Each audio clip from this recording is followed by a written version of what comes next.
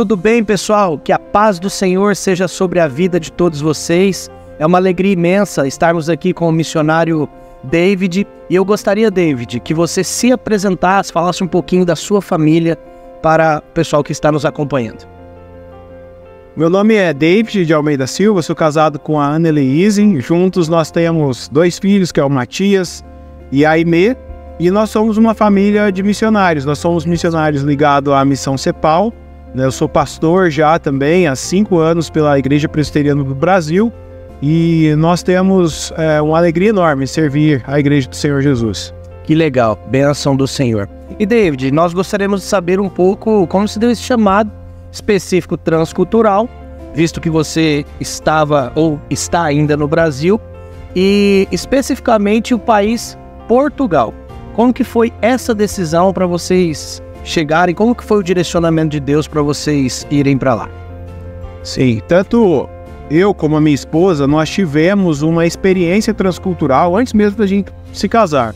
Ela teve essa experiência na Argentina, na África também, ela esteve servindo lá, no Uruguai e em outros lugares. Eu tive a experiência de ir por 2 vezes com os meus pais plantar a igreja no Peru.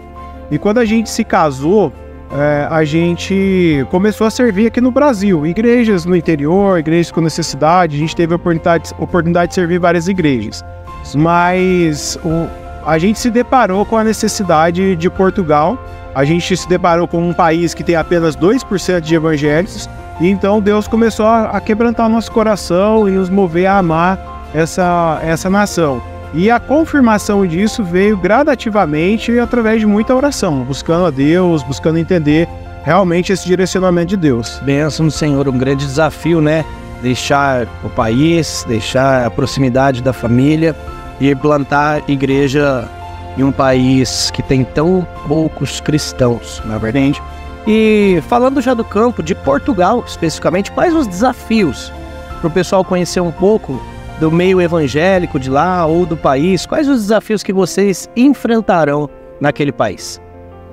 Eu acho que o maior desafio em Portugal para os missionários que estão indo, já estão lá, é que o povo português é considerado um povo difícil de se alcançar, difícil de ser alcançado pela pregação do evangelho.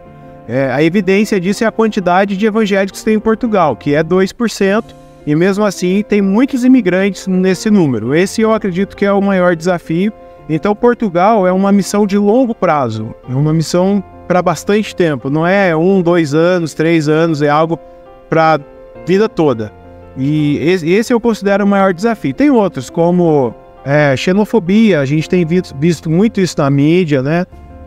Eu acho que também a questão da criação de filhos, porque os filhos eles passam a ser chamados de filhos de terceira cultura, eles não serão nem brasileiros e nem serão portugueses, eles vão ficar no meio disso aí. E então tem o desafio financeiro, porque a Europa tem uma realidade financeira diferente do Brasil. Então tem missionários na Europa que eles colocam isso, mas nós cremos que Deus é o Senhor que nos sustenta, então esses desafios podem ser vencidos. Que bênção, que bom saber um pouco dos desafios. E assim, para quem está assistindo esse vídeo e quer apoiar o trabalho de vocês, a família de vocês, o início, o discipulado de vocês em Portugal, a plantação de igreja, quais passos essa pessoa pode dar?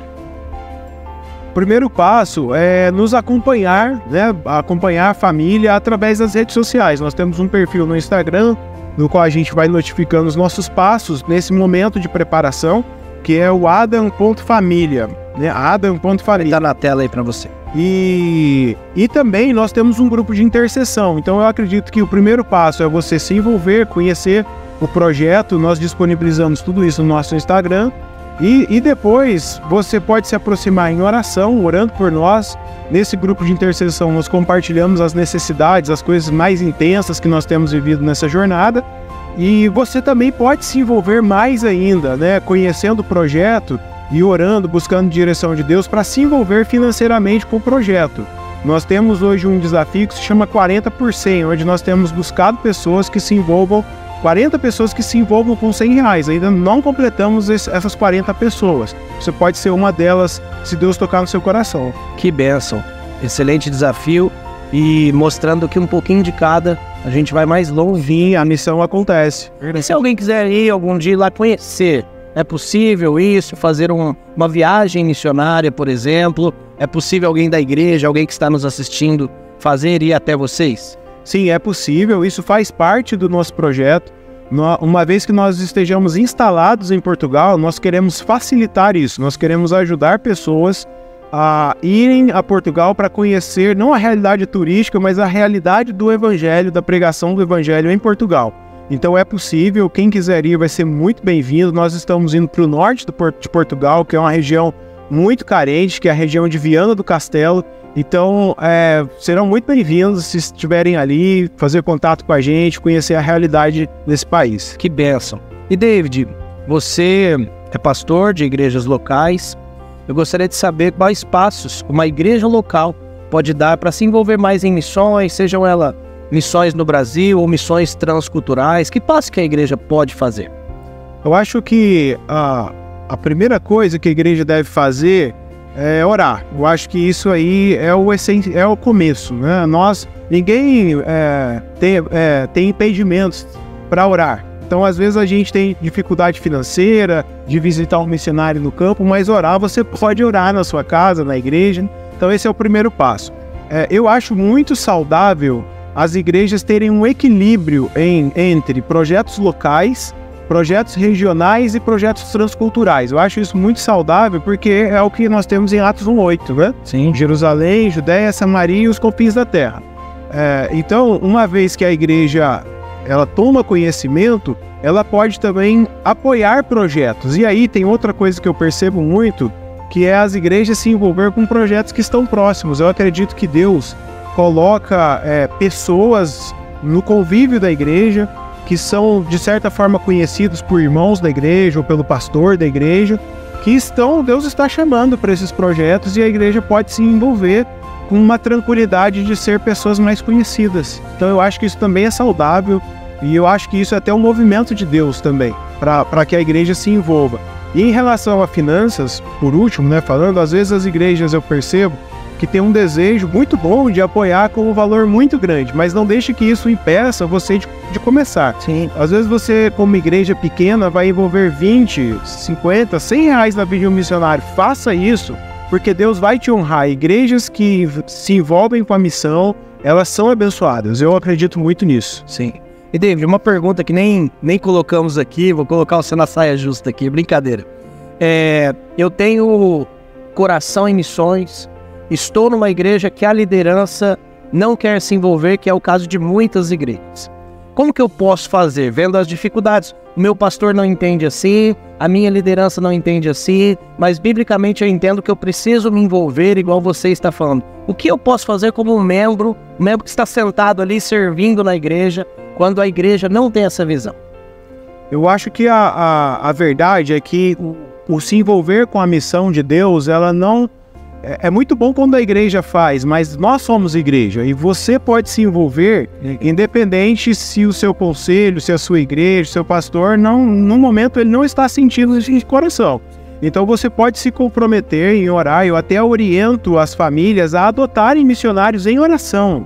Então adote uma família, vou orar sistematicamente por essa família, vou mandar mensagens, cartas, e-mails, eu quero aproximar de uma família. Sim. Então isso vai gerar uma coisa, muita paixão no seu coração, e o que contagia a igreja é paixão.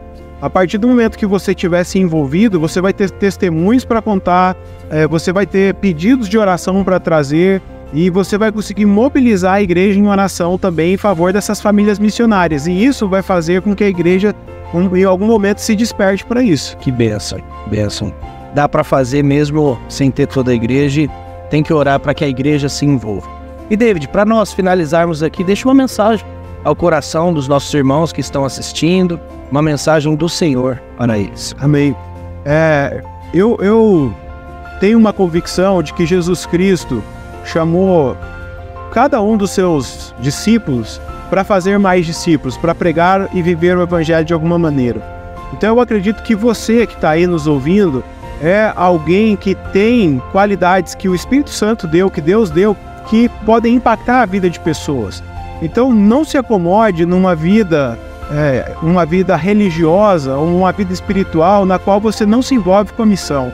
Se envolva com a missão de Deus, ame isso, se envolva com famílias missionárias. Não importa se vai ser transcultural, local, mas se envolva, procure se envolver.